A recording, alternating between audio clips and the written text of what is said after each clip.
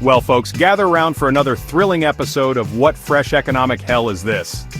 Today's special guest star is none other than Walmart, that colossal temple of low prices and surprisingly good snack aisles. And who is its dance partner in this chaotic tango? Why, it's President Trump and his trusty, rusty, and decidedly dusty toolkit of import tariffs. Yes, tariffs. Those brilliant economic levers that supposedly make everything better, except for, the bit where things get more expensive. It's a classic tale, really, a retail behemoth trying to sell you a $5 t-shirt, and a government determined to make that t-shirt cost a bit more, for reasons. The stage for this drama? The thrilling year of 2025, specifically a rather tense May. Walmart, as you might know, isn't just some corner store. It's where, according to some statistics, a staggering 90% of American households shop. Over 150 million customers traipse through its doors or click through its website every single week. So, when Walmart sneezes, the American consumer doesn't just catch a cold, they might just catch a nasty case of "oh god, my groceries cost how much now" flu. The company has built its entire empire on the promise of everyday low prices, but that promise is now running headfirst into a wall of tariffs. A wall that seems to get inexplicably taller, then shorter, then possibly taller again, depending on the day of the week, and perhaps the president's breakfast. The core of the issue is simple, yet somehow endlessly complicated by political spin.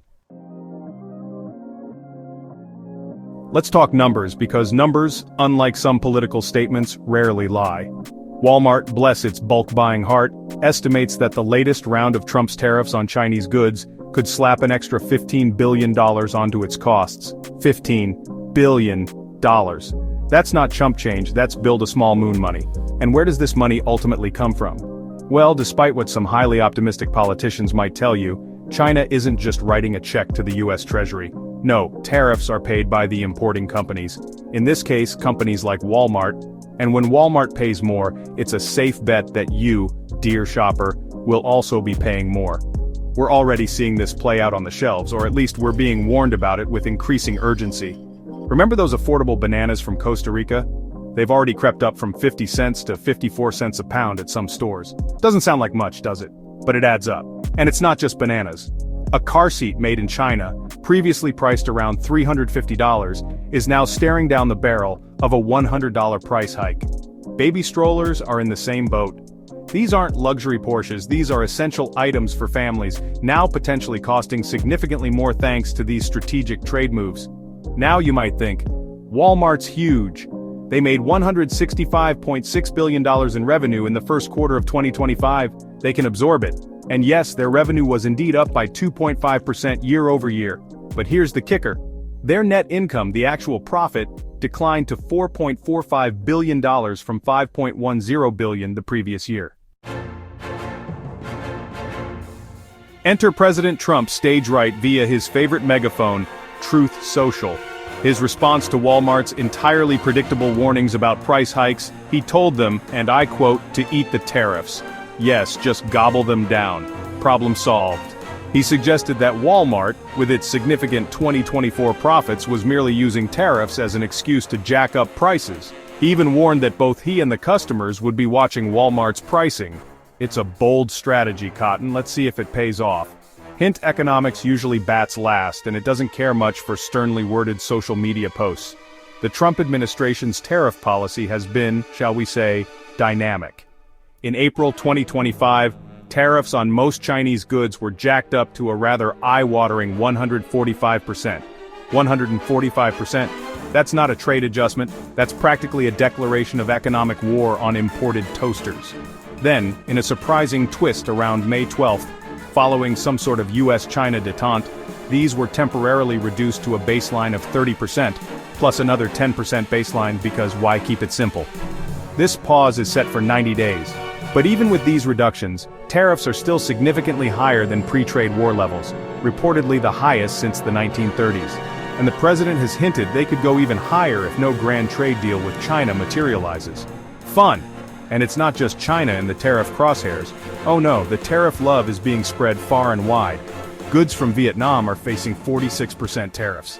India, 27%. Section 4 Walmart's counteroffensive, dodging, weaving, and desperately hoping.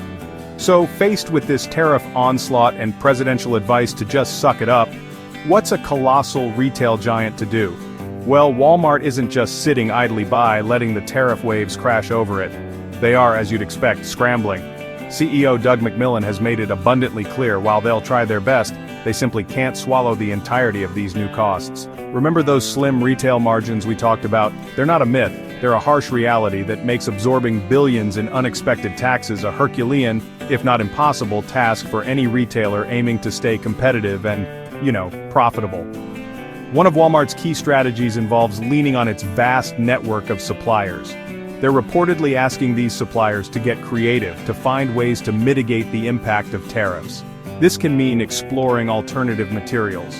For instance, if aluminum from a tariff-hit country becomes too expensive, perhaps a product can be redesigned to use fiberglass instead. This sounds clever, and it is, but it's also a complex, time-consuming, and often expensive process in itself. Re-engineering products, retooling factories, and ensuring quality control with new materials isn't something that happens overnight or for free. Another significant move has been Walmart's ongoing effort to reduce its reliance on China as its primary manufacturing hub. This isn't a new strategy, it's been in motion for years, but the tariff situation has certainly added a sense of urgency. Back in 2018, around 80% of Walmart's imported goods came from China. Fast forward to today, and that figure is down to about 60%, with the company increasingly sourcing from countries like Canada, India, Mexico, and Vietnam. While $49 billion in imports still came from China last year, the diversification is notable.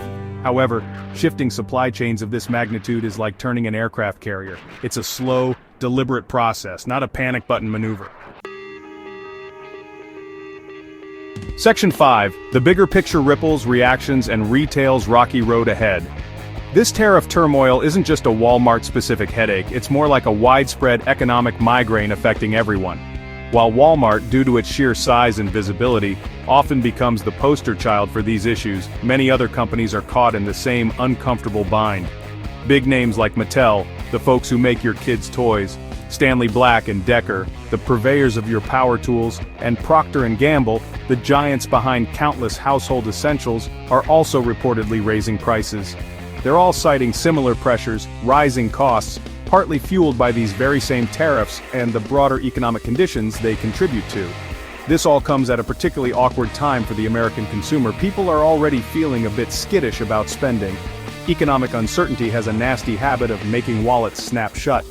So, when the price of everyday necessities, from groceries like avocados and coffee, thanks to tariffs on goods from places like Costa Rica and Peru, to baby products and hardware, starts to climb, it's not just an inconvenience, it's a real strain on household budgets. This isn't some abstract economic theory, it's the reality of less money left over at the end of the month for millions of families. The temporary tariff truce with China, that 90-day pause in some of the more extreme tariff hikes, has created its own set of peculiar consequences. Instead of a sigh of relief, it's triggered a frantic rush. Retailers are reportedly scrambling to import as many goods as possible during this window of less bad tariffs. This surge in demand is predictably putting immense pressure on shipping capacity and likely driving up shipping costs. So, even a reduction in tariffs can have unintended and expensive ripple effects throughout the supply chain. It's like a game of economic whack-a-mole. Solve one problem and two more pop up.